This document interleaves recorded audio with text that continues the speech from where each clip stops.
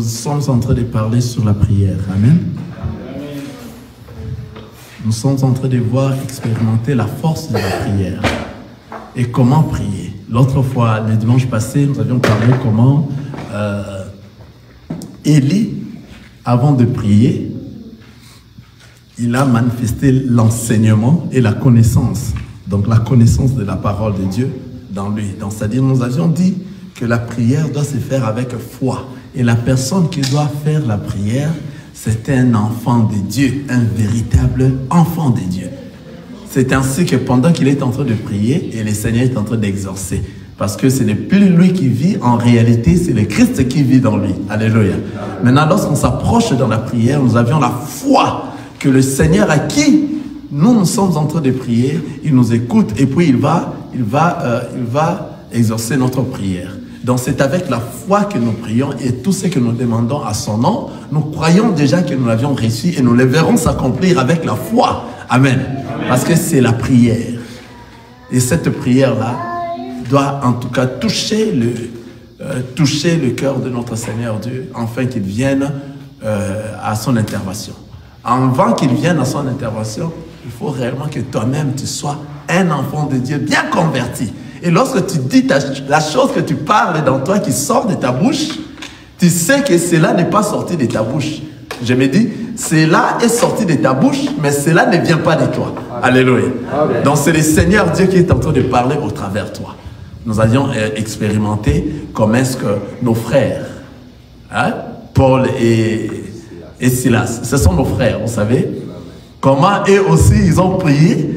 Et ils ont expérimenté la main de notre Seigneur Jésus. Par la foi, on a vu le fondement de la prison. Là, on les avait mis. La fondation de la prison, là où on les avait mis, était fondée. Nous avions vu comment les portes de prison se sont brisées. Les chaînes étaient brisées. Alléluia. Et nous avions aussi vu pendant la prière de 2 heures, comment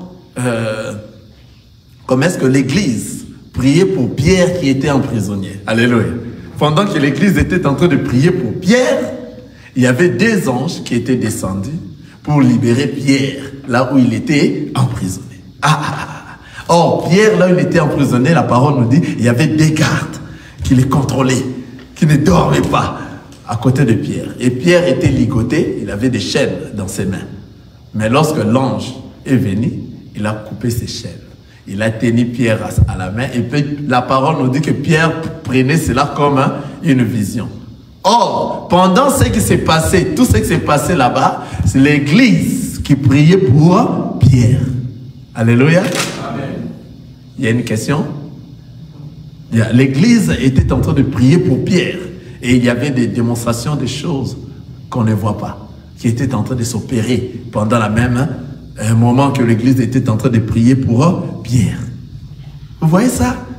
Alors, l'ange a brisé ses chaînes, l'ange l'a soutenu par la main, l'ange l'a fait sortir de première barrière, deuxième barrière, jusqu'à la porte qui montre jusqu'à la ville, qui part à la ville. Et Pierre est sorti. Vous avez vu la puissance de la prière. La prière avec foi. Donc, lorsque nous sommes des enfants de Dieu, nous prions avec foi. Donc, nous ne plaisantons pas. Et que nous entrons dans la présence de notre Seigneur Jésus, on ne plaisante pas. Ça devient, nous devenons rouges. Nous devenons autre chose. Alléluia. Et une fois que tu sens que tu veux prier, même si tu es devant tes gens et que la présence du Seigneur t'a saisi pour prier, prie avec foi. Même s'il y a des situations terribles, tu verras, en tant qu'enfant de Dieu, le Seigneur exauce sa prière. Amen. Nous avions vu Élie. Alléluia. Nous sommes en train de rappeler seulement. Amen. Nous avions vu Élie. Comment est-ce que Élie avait prié et Élie avait l'enseignement dans lui. Amen. Donc, c'est-à-dire, nous avions dit pour prier, il faut avoir la foi. Or, la foi vient de ce qu'on entend. Ce qu'on entend vient de la parole de Dieu. C'est-à-dire, tu dois être enseigné et acquérir la connaissance avant de savoir quoi prier. Amen. Donc, si tu n'as pas la connaissance, tu ne sauras pas prier. Tu vas prier des choses qui n'existent pas à la parole de Dieu. Et le Seigneur ne saura pas écouter cela parce que toi, tu n'as pas acquis la connaissance. Amen. On avait parlé assez le dimanche passé. La connaissance qu'avait Élie, c'était quoi? Il savait que avant qu'il puisse prier et prendre l'animal, poser sur l'autel, il fallait d'abord quoi? Rebâtir, reconstruire, établir l'autel. Remplacer ce qui était fait et puis établir l'autel. Après, prendre les 12 pierres. Il y a quelqu'un qui m'avait posé la question, qu'est-ce que signifie ces 12 pierres? Qu'est-ce que signifie ces lots-là qu'il a mis? Qu'est-ce que signifie cela, cela? Amen. Il y a quelqu'un qui m'a appelé, qui m'a posé cette question. Alléluia. C'est très bon. Alléluia. Il faut avoir des significations de tout ça. Qu'est-ce qui s'est passé au juste là-bas? C'était l'enseignement qu'avait Élie. Il a pris les 12 pierres qui commémorent les 12 tribus d'Israël. Alléluia. Et dans les témoignages, c'est là commémore quoi? Les 12 apôtres qui encerclaient le Seigneur Jésus-Christ. Quelqu'un est en train de suivre ça? Les 12 pierres que Pierre a montées pour monter quoi ça? L'autel. Cela veut dire quoi? C'était les 12, dans les témoignages, c'est les 12 apôtres qui étaient tout autour du Seigneur. Et vous avez vu, Élie a demandé aux gens de verser de l'eau 1 fois, 2 fois et 3 fois. Alléluia! Ils ont mis de l'eau à l'intérieur de ces pierres qu'il a conçues. Alléluia! De ces bois. De l'eau est descendue dans le bois. Alléluia! En réalité, le bois qu'on a rassemblé, car Jésus-Christ nous avait dit, si ces choses lui est arrivées, lui qui est le bois, comment dire ça? Sec. Non, non, c'est nous qui sommes de bois secs. Lui qui est le bois plein de l'eau, quoi. Donc, pour dire en lingala, nous étions moubessu. Hein? Alors, ça sera comment pour le bois sèche? En réalité, de l'eau qu'on versait sur le bois, c'était sur tous les enfants de Dieu qui vont recevoir la parole de Dieu. Alléluia. Donc, nous qui sommes des bois secs, lui qui est le bois, qui est maintenant le bois de l'eau. Alléluia. Je ne sais pas comment dire nous étions moubessu. Alléluia. Hein? Quelqu'un voit ça? Nous nous souvenons de cette écriture que Jésus a dit.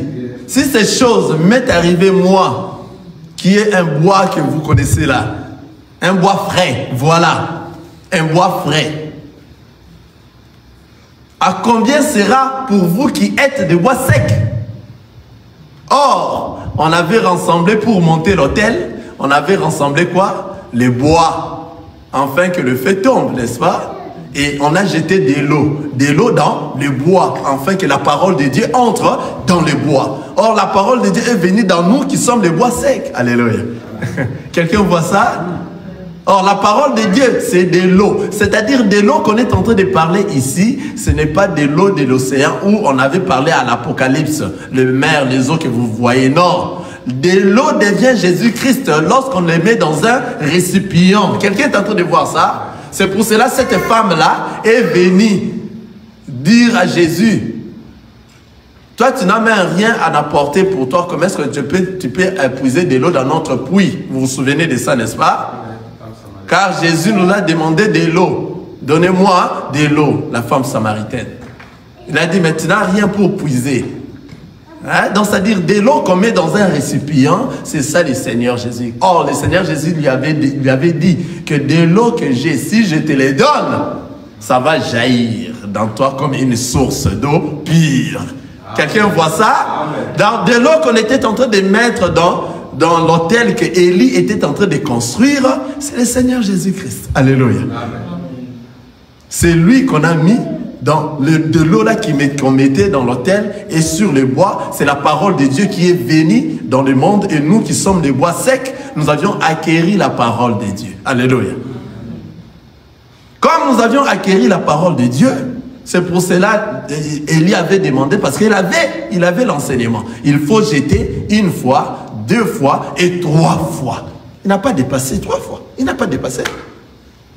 Parce qu'il sait, c'est lui qui est cette eau-là qu'on a mis dans le récipient, c'est lui qui est la parole de Dieu, c'est lui qui est le Seigneur Jésus-Christ. Il va mourir le premier jour, le deuxième jour, et le troisième jour, il sera ressuscité. Amen.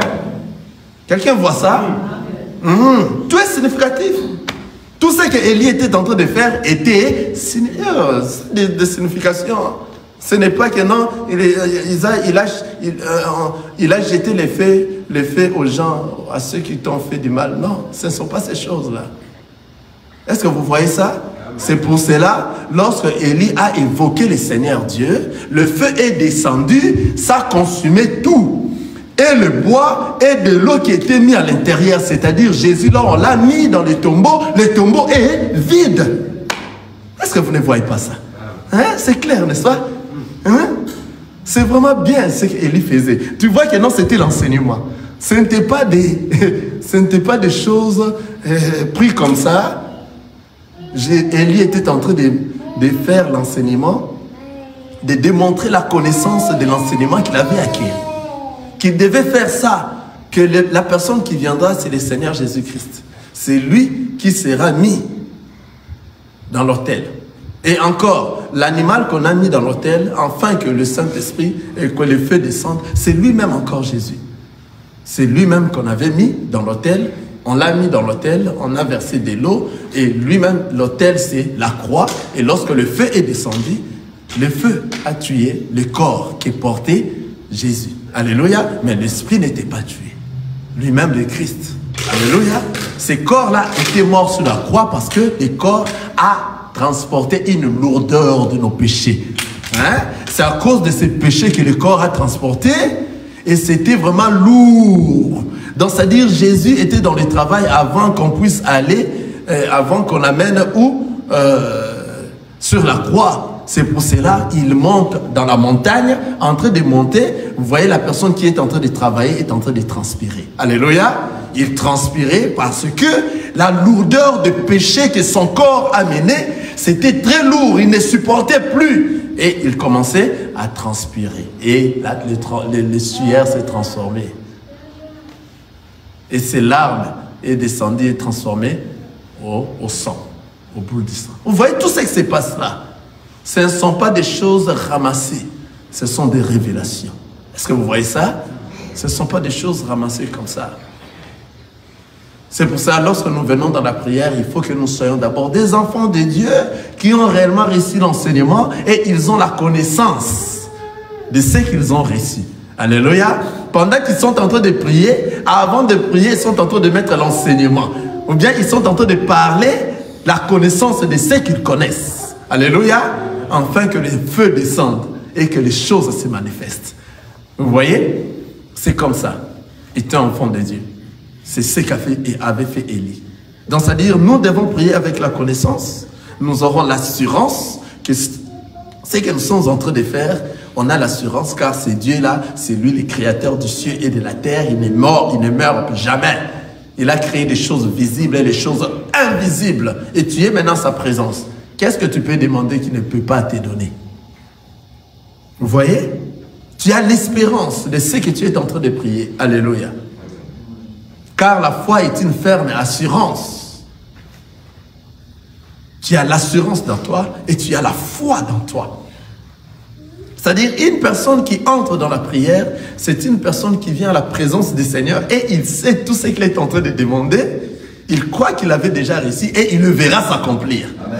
C'est-à-dire, la manière que cela va s'accomplir, cela ne t'intéresse pas. Ça intéresse à la personne à qui toi tu rédiges ta parole. Car c'est lui qui te connaît bien. Alléluia. Il ne peut pas te donner des choses pendant que toi tu es encore enfant. Alléluia. Un enfant de 12 ans ou bien de 9 ans, tu ne peux pas lui donner les contacts pour aller à Walmart, pour aller acheter des soirs au marché. Il va cogner sa voiture, ta voiture, il y aura des accidents. Tu ne sauras pas lui donner ces contacts. C'est pour ça que tu peux beau prier et lorsque le Seigneur est en train de te voir que tu as encore 9 ans, tu ne sauras pas voir les contacts pour aller acheter la provision. Il garde encore ces contacts-là avec lui. Et tu ne reçois pas encore ce que toi tu en as besoin. Parce que pour donner, ça dépend de sa volonté. Alléluia. Cela dépendra maintenant de sa volonté. Maintenant, lorsque ton enfant aura 18 ans, il te demande, je vais aller à Walmart. Tu lui donnes les contacts de voiture. Est-ce que vous voyez ça? Et il va aller sans problème. Il va revenir parce que tu sais qu'il a atteint la maturité. Donc, c'est-à-dire, pour donner, nous allons demander et nous allons avoir l'espoir, nous avons l'assurance que le Seigneur Dieu va nous donner. Pourquoi? Parce que nous sommes ses enfants. Et tout ce que vous demandez en priant, croyez que vous l'avez déjà reçu et vous le verrez s'accomplir. Ça, c'est la parole de Dieu. Et la parole de Dieu ne ment pas. C'est la parole de Dieu qui se manifeste. Vous voyez? Alors, lorsque nous entrons dans la prière, nous devons en tout cas avoir toute cette ferme assurance que pendant que je suis en train de prier, les choses sont en train de s'opérer. Il y a des choses qui sont en train de se passer. Alléluia. Dans le monde spirituel, il y a des choses qui se passent. C'est pour cela que nous sommes en train de voir Paul et Silas, des choses qui étaient dans le monde spirituel. Nous l'avions vu physiquement comme ça. Paf! Il y a cassure de portails de prison. Il y a ébranlement des fondations de la prison.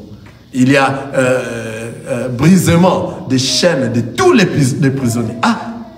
Comment ces choses-là sont devenues visibles? Donc il y avait un travail qui s'était en train de se passer que nous ne voyons pas. Alléluia. Lorsque nous allons voir ça maintenant, ça devient une démonstration des choses qu'on ne voit pas. Alléluia. Alors, nous avions vu aussi la personne qui prie, qui n'a pas le Seigneur Jésus-Christ. Donc, qui ne sait pas prier. Nous avions lu ça à Isaïe. Le frère Chai va nous aider. Et Isaïe, chapitre 53, 59, le premier verset jusqu'au troisième verset. Le Seigneur nous dit, vous priez, vous ne recevez pas parce que vous priez mal. Alléluia. Vous voyez? Parce que vous êtes encore dans le monde et dans la chair. Comment est-ce que vous pourrez recevoir? Alléluia. Quelqu'un voit ça? Donc, c'est-à-dire, nous les enfants de Dieu, lorsque nous entrons dans la prière, le frère Chai peut nous le lire ça, ou bien le frère Saïdi. Isaïe chapitre 59, du premier au troisième verset, nous disons au nom de Jésus. Non, la main de l'Éternel n'est pas trop courte pour sauver, ni son oreille trop dure pour entendre, mais ce sont vos crimes qui mènent une séparation entre vous et votre Dieu. Ce sont vos péchés qui vous cachent sa face et empêchent de vous écouter. Car vos mains sont souillées de sang et vos doigts de crime vont. Vos lèvres proférant le mensonge, votre langue fait entendre l'iniquité. Ah, amen. Vous voyez? C'est-à-dire, si vous êtes encore dans le péché, comment est-ce que vous pourrez prier ou bien demander afin que vous puissiez en avoir? C'est pour ça que nous avions dit au début ici, à la première partie que nous avions parlé sur la prière réellement c'est la vie d'un enfant de Dieu. Tout ce que tu es en train de faire, c'est ça la prière. Comment est-ce que tu dois te comporter comme étant un enfant de Dieu? Dans tous tes actes, on sent réellement que toi tu as la parole de Dieu dans toi. Alléluia. Nous avions vu l'insistance de Anna. Anna dans la Bible. Alléluia. Anna a prié et elle a insisté. C'est-à-dire, tu pries et tu ne vois pas. Et tu dois entrer maintenant dans l'insistance. Parce que toi, tu as la foi à la personne à qui toi, tu es en train de prier. Alléluia. Prions sans cesse. Anna a continué à prier afin de recevoir son enfant. Alléluia. Elle a prié. Elle ne voyait pas, elle est entrée dans l'insistance de la prière. Alléluia. À ce moment, elle était devenue la foi elle-même. Dans la foi vraiment, que ce que je suis en train de demander, je le verrai s'accomplir. Parce que je connais la personne, vous voyez la connaissance. Je connais la personne à qui moi je demande. Je connais la personne à qui je suis en train de m'approcher. Alléluia. Et cette personne-là me connaît. Et nous avions vu comment Anna a reçu. Alléluia. Maintenant, si toi tu blagues, tu n'as pas l'esprit du Seigneur, et que toi tu te dis homme de Dieu, tu te dis frère ou sœur dans l'assemblée, on t'a amené quelque part, pourquoi? Parce que tel que nous sommes là, je vous avais déjà dit, On sait que vous êtes en train de prier dans les assemblées des élus. Ils savent, le monde déjà savent qu'on prêche la parole de Dieu, la pure parole, et dans la vérité. On nous connaît déjà comme ça. Et on sait que tous ceux qui viennent réellement siéger, s'assembler dans ces assemblées, eux parlent de la parole de Dieu et ce sont des enfants de Dieu. Et il est arrivé que quelque chose arrive dans la cité, on va t'intéresser, on va te chercher. Qu'il y a des mauvais esprits. Toi, tu es un frère de l'assemblée des élus. Alléluia. Hein? Tu es un frère des assemblées des saints. On va t'intéresser, tu dois aller, parce qu'il y a un problème. Ce n'est pas seulement les pasteurs qui font ça. Parce qu'avant que le pasteur soit pasteur, c'est un frère d'abord. Alléluia. Amen. Donc nous sommes des frères, mais nous sommes comme des pasteurs. Car les grands pasteurs, nous savons, non? C'est le Seigneur Jésus-Christ. Vous voyez? On t'appelait maintenant, vas-y, cette situation-là. C'est pour cela, lorsque nous sommes des enfants de Dieu, ne plaisantons pas. Soyons dedans. Soyons dedans. Alléluia. Ne soyons pas un pied à dehors, un pied à l'intérieur. Une fois que vous êtes là, vous serez tabassé par les mauvais esprits et on va vous tuer. Le diable n'est pas content de te voir être enfant de Dieu. Si tu oses, tu fais des plaisanteries dans les choses de Dieu, un jour tu iras prier pour quelqu'un qui a des mauvais esprits, les esprits malins. Voilà, allons-y. Actes des Apôtres, chapitre 19. Allons-y, vous allez voir ça. Actes des Apôtres, chapitre 19, le verset 13. Nous allons lire jusqu'en bas. Actes des Apôtres, chapitre 19, le verset 13.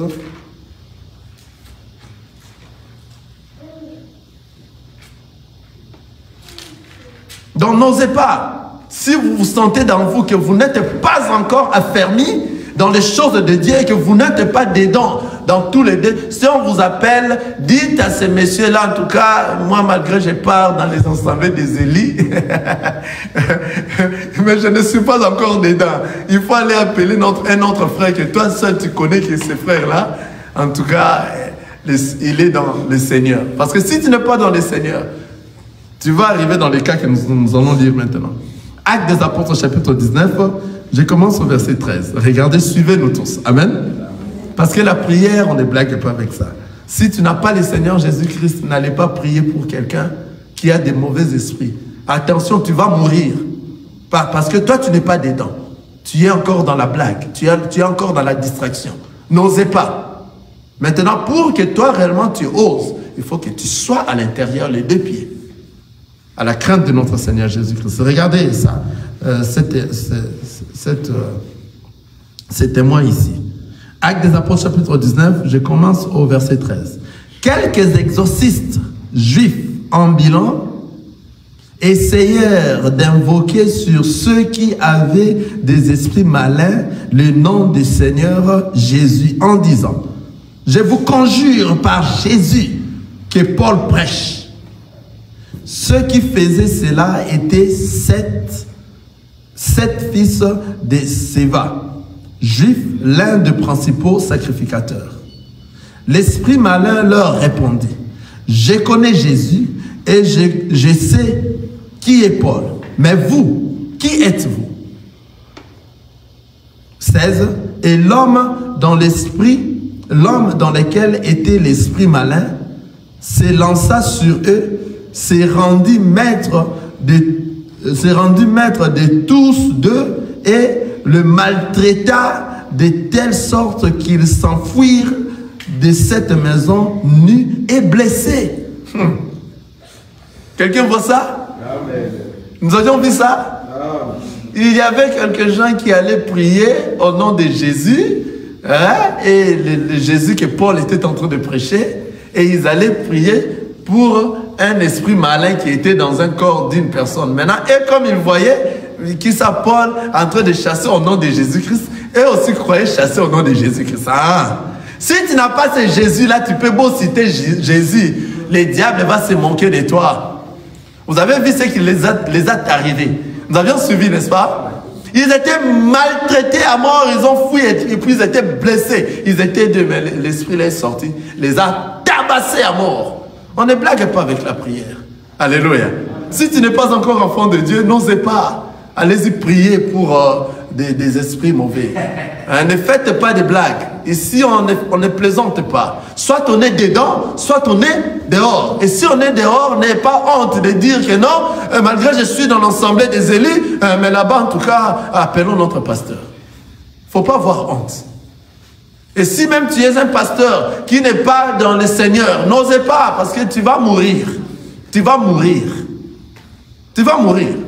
Maintenant, ce qui pousse les gens à mourir, c'est l'orgueil. Comme on connaît que je suis comme ça, je vais aller. Tu vas aller là-bas, tu vas mourir. Tu seras tabassé par des esprits malins. Parce que tu n'as pas la chose de Dieu dans toi. Parce que toi-même, tu t'es mens. Et tu croyais mentir les autres que tu as l'Esprit du Seigneur avec toi. Vous voyez? C'est pour ça, nous les enfants de Dieu, nous sommes toujours vigilants et nous sommes toujours prêts. Nous veillons. Nous sommes une église qui veille. Une église éveillée.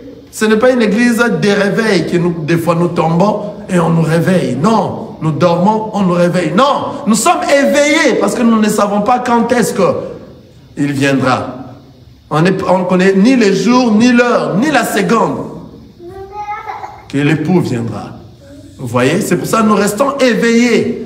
On ne sait pas quand est-ce qu'on va nous dire, viens, on a quelque chose ici, viens faire ça. Ce n'est pas à ce moment-là que tu vas aller dans un coin, tu invoques d'abord le Saint-Esprit, entrer dans toi. Après, c'est ça ce que nous sommes en train de dire. Prière. Tu vas voir la personne qui n'a pas la connaissance en train d'invoquer le Saint-Esprit. Voilà. Qu'est-ce que tu fais, toi? Tu invoques le Saint-Esprit, c'est-à-dire tu n'es pas un enfant de Dieu. Car la parole nous dit, c'est l'Esprit Saint qui nous fait discerner le bien et le mal. C'est-à-dire, lorsque tu deviens un enfant de Dieu, l'Esprit Saint est dans toi. Partout tu iras. Et que lorsqu'on t'invite quelque part, tu commences directement à prier parce que ce n'est plus toi qui vis, c'est l'Esprit Saint, c'est le Christ qui est dans toi. Et tu commences à prier directement. Ce n'est pas on t'invite comme ça pour aller prier. Tu pars donnez-moi d'abord une minute. Tu pars dans un endroit, tu commences à demander pardon de tous les péchés que tu as fait. Tout ça, après tu invoques le Saint-Esprit. Après tu pars prier là-bas. Tu seras tabassé comme ces gens ici. Alléluia. Quelqu'un voit ça? L'Esprit Saint, lorsque toi tu es devenu un enfant de Dieu, tu ne pourras plus l'invoquer. Tu vois des prières pareilles parce qu'ils n'ont pas l'enseignement, ils n'ont pas la connaissance. Tu n'es plus, c'est-à-dire là où les églises, soi-disant, entre guillemets, qu'on invoque le Saint-Esprit descend sur nous, c'est-à-dire personne est enfant de Dieu. Parce que lorsque vous devenez enfant de Dieu, le jour où vous rencontrez le Christ et que le Christ habite en toi, à tous ceux qui l'ont reçu et croient à son nom, ce jour-là et que le Christ commence à habiter dans toi, c'est le Saint-Esprit qui va rester dans toi et ce Saint-Esprit va t'orienter, il va commencer à te faire discerner le bien et le mal jusqu'au jour de l'enlèvement. Quelqu'un voit ça? Tu ne peux pas prier pour invoquer le Saint-Esprit. On a vu l'autre fois ici prier pour envoyer le feu aux gens. Tu ne peux pas le faire. Alléluia. Nous avions vu lui-même le Maître, le Seigneur Jésus-Christ. Il a dit à Philippe et Jean, non. Qu'est-ce qui vous a pris? Ça, c'est quel esprit qui vous a appris? On ne peut pas envoyer le feu sur les ennemis. Et pourtant, le Seigneur nous dit, aimez vos ennemis. Ah, vous voyez? C'est-à-dire, lorsque nous sommes en train de prier, il faut prier pour nos ennemis aussi. Nous devons les aimer. Alléluia. Le Seigneur nous dit, bénissez, ne maudissez. Romains, chapitre 12, le verset 14. Romains, chapitre 12. Bénissez, ne maudissez pas. Alléluia. Ça, ce sont la prière des enfants de Dieu. Comment est-ce que nous prions? Amen. Romains, chapitre 12. Allons-y au verset 14. Romains chapitre 12, le verset 14. Bénissez ceux qui vous persécutent. Bénissez et ne maudissez pas. Quelqu'un a vu ça, les Écritures? Nous, les enfants de Dieu, même si tu me persécutes, moi, je continue à te bénir. Alléluia. Je continue à prier pour toi, afin que le Seigneur te rencontre, que tu deviennes comme moi et que nous soyons dans la gloire bientôt dans le ciel. Quelqu'un me voit?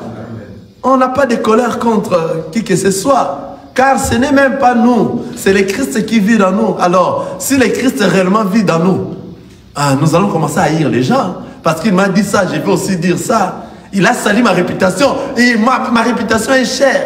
Voilà. Un enfant de Dieu ne tient pas compte de sa réputation. Un enfant de Dieu aime que sa réputation soit salie. Alléluia. Afin que lui puisse être glorifié auprès du Seigneur. C'est-à-dire ce qu'il faisait en cachette, il va lui-même le faire exhiber dehors, témoigner ce qu'il était avant. Alléluia. Nous autres, nous étions dans la masturbation. Le Seigneur nous a sauvés, nous a fait sortir de là. Alléluia. Le Seigneur est bon. Alléluia. Vous avez une question, frère? Je disais alors les combats spirituels. Les combats spirituels. Les combats spirituels. Colossiens chapitre 2, le verset 12. Allons-y. Colossiens.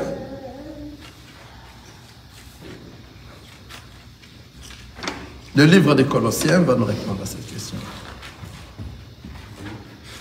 Les combats, aujourd'hui nous voyons des prières de combats spirituels, les autres tiennent des moellons dans la main. Ils commencent à jeter sur ces combats-là. Ils tiennent de quoi ça? De couteaux. Ces combats, on a bien écrit, c'est spirituel. Alléluia. Ce n'est pas physique. Regarde ces sortes de prières. Colossiens. Nous sommes là. Colossiens, chapitre 2. Partons dans le verset 14. Regardez. Il a effacé l'acte dont les ordonnances nous condamnaient et qui subsistait contre nous. Et il a détruit en les clouant à la croix. Il a dépouillé les dominations et les ordonnances, les autorités et les a livrées publiquement en spectacle en triomphant d'elles par la croix. Vous avez vu les combats? Est-ce que vous avez vu les combats?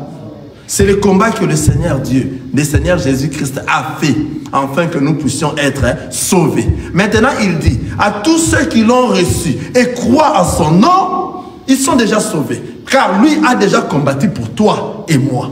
Alors toi, si tu deviens un enfant de Dieu dans la vérité, tu es couvert par la main de notre Seigneur Jésus-Christ. Aucun combat de l'extérieur du diable peut t'atteindre.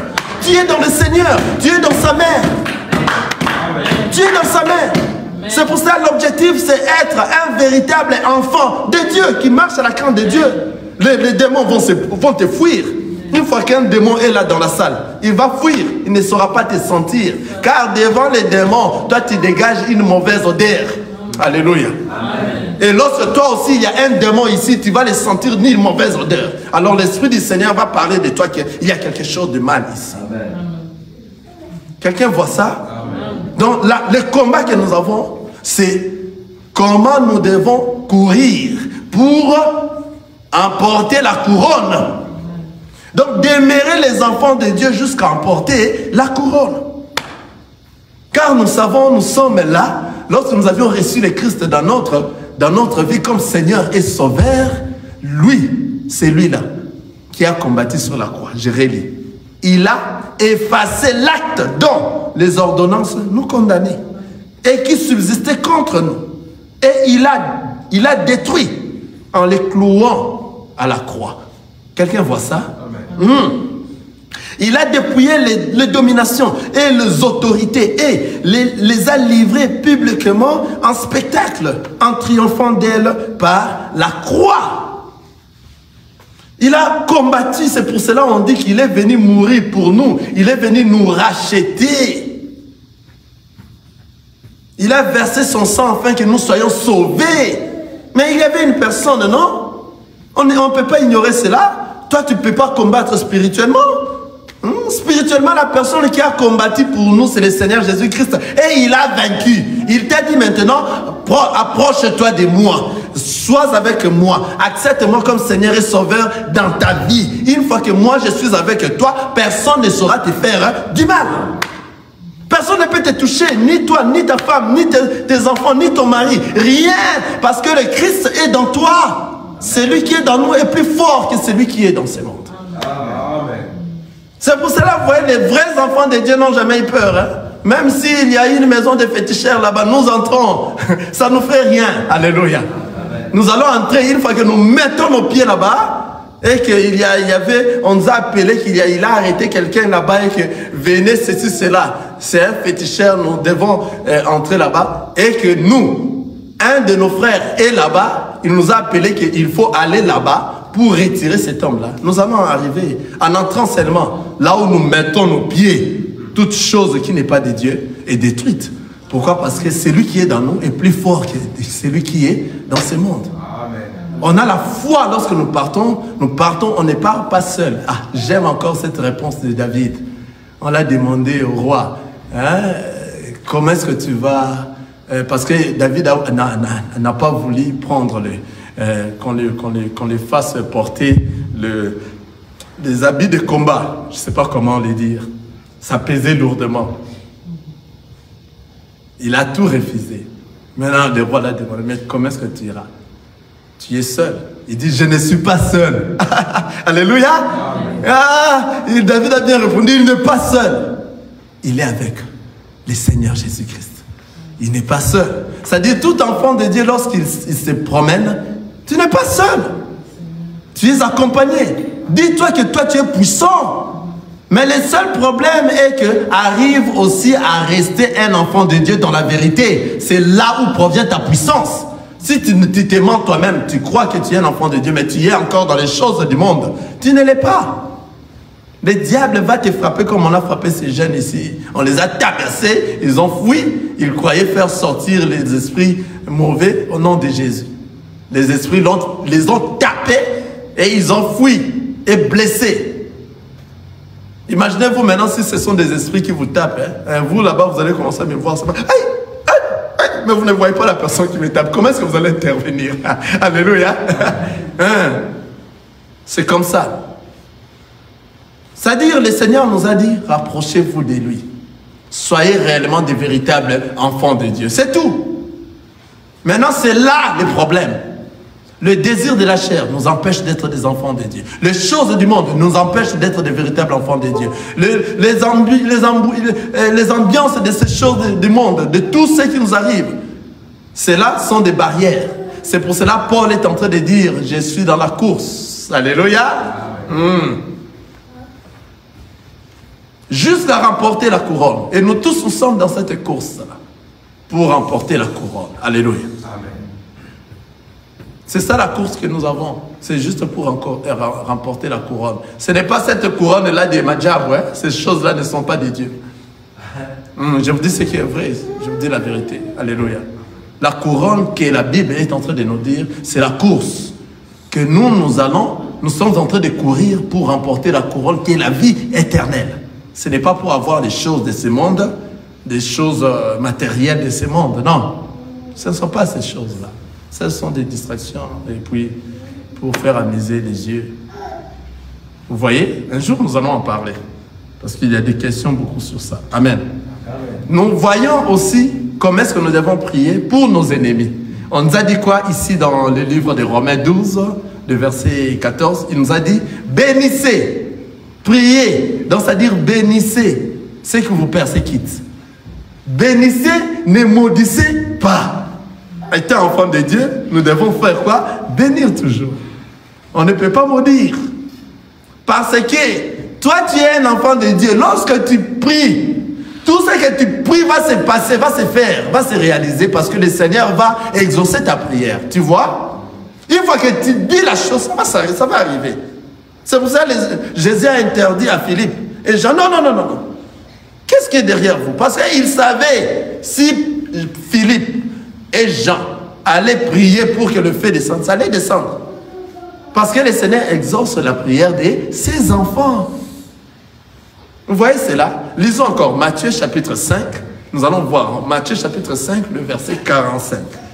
Matthieu chapitre 5, nous sommes dans le verset 45. Nous allons voir encore comment nous devons prier pour les autres, pour ceux qui se disent... Regardez, suivez la parole de Dieu. Matthieu chapitre 5.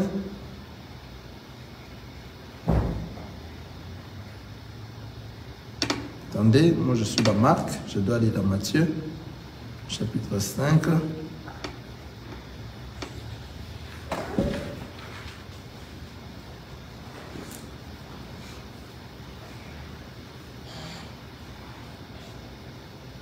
Je reprends dans le verset 43. Amen. Je descends jusqu'en bas. Suivez la parole de Dieu. La parole nous dit ceci. Ça, tout ça, c'est pour nous aider comment à bien prier. Amen. Regardez. Vous avez appris qu'il a été dit, tu aimeras ton prochain et tu haïras ton ennemi. Mais moi, je vous dis, aimez vos ennemis, bénissez ceux qui vous maudissent, faites du bien à ceux qui vous haïssent et priez pour ceux qui vous maltraitent et qui vous persécutent. Ah, vous écoutez la parole de Dieu? Et continuons cela. 47. Afin que vous soyez fils de votre Père qui est dans les cieux, car il fait lever son soleil sur le méchant et sur le bon, et il fait pleuvoir sur le juste et sur les injustes. Si vous aimez ceux qui vous aiment, quelle récompense méritez-vous? Le publicain aussi n'agissent-ils pas de même? Si vous saluez seulement vos frères, que faites-vous d'extraordinaire? Les païens aussi n'agissent-ils pas de même? Soyez donc parfaits comme votre Père céleste est parfait. Vous voyez ce que la parole nous dit? Alléluia. Amen. Aimez vos ennemis. Celui qui se tient du côté que c'est un de tes ennemis, aime-lui. La parole nous dit quoi? Aimez vos ennemis. Bénissez ceux qui vous maudissent. Hein? Ceux qui sont en train de vous maudire dans ta prière, toi tu es en train de le bénir davantage. Vous voyez? Bénissez ceux qui vous maudissent. Dans la prière, toi tu continues à le bénir. Et tu ne peux pas avoir la colère remarquée auprès de celui-là réellement que toi tu es en colère contre lui. Ah non, toi tu n'es pas un enfant de Dieu. Non! Un enfant de Dieu est celui qui pardonne. Pourquoi? Parce que nous, lorsque nous pardonnons, nous oublions. Le Seigneur a dit pardonne-leur car ils ne savent pas ce qu'ils sont en train de faire. Alléluia. Le Seigneur nous a pardonné. Crois-tu que toi tu es mieux devant le Seigneur que tous les autres? Non. Tu as des choses que le Seigneur t'a pardonné sur la croix. C'est pour cela que tu es là jusqu'en vie. Tu vis jusqu'en présent. Vous voyez? Il faut pardonner. Alléluia. Pardonner. Il nous dit quoi? Il nous dit, faites du bien à ceux qui vous haïssent, ceux qui vous ne aiment pas. Faites-le du bien. Prouvez-leur le contraire, parce que toi, ce n'est pas toi qui es à l'intérieur, c'est le Christ qui est à l'intérieur. C'est par là que nous reconnaissons que celui-là, c'est un enfant de Dieu. Ah, c'est par là. C'est par les fruits. Si tes fruits sont mauvaises, il n'y a que pour là. Tu te dis enfant de Dieu, mais toi, ceux qui t'haïssent, toi aussi, tu fais de la calomnie contre eux. Tu ne les aimes pas dans ton cœur. Mais qu'est-ce que tu fais? Les publicains aussi font ça. Les païens aussi le font. C'est-à-dire, toi, tu n'es pas compté à la liste des enfants de Dieu. Toi, tu es un païen. Tu ne peux pas faire des choses semblables aux païens. Toi, tu es différent. Tu es une personne mise à part. Tu es dans ce monde, mais tu n'es pas de ce monde. Tu es différent. Alléluia. Amen. Que le Seigneur vous bénisse.